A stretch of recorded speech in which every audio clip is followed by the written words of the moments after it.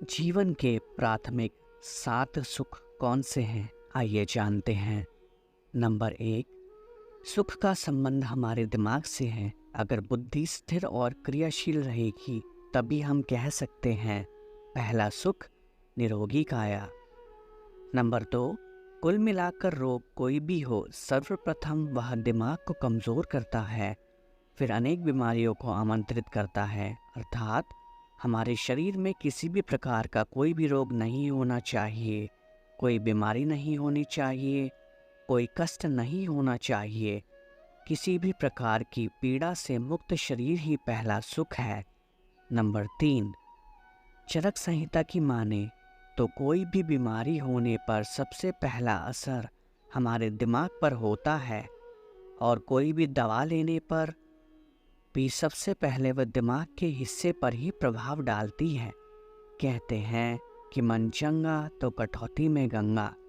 Number 4, यदि किसी के पास अपार धन दौलत हो, रूप हो, गुण हो, ऐश्वर्य हो, इज्जत हो, लेकिन यदि उसका पुत्र उसकी ही आज्ञा नहीं मानता है तो वे तमाम सुख सुविधाएं उसके लिए नर्क के समान है।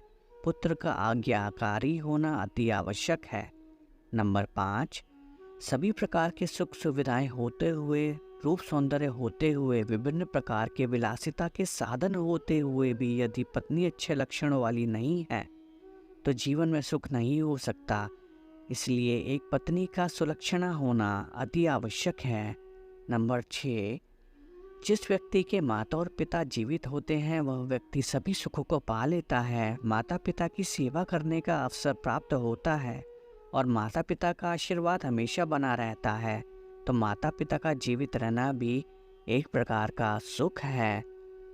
नंबर 7, हमारे पड़ोस में रहने वाले लोग इस प्रकार के होने चाहिए कि हमारे विचार उनसे मिलते हों और उनके विचार हमसे मिलते हों। अगर वह हमारे साथ हमेशा अच्छा सोचते हो और हमारे सुख दुख के सहयोगी होने चाहिए।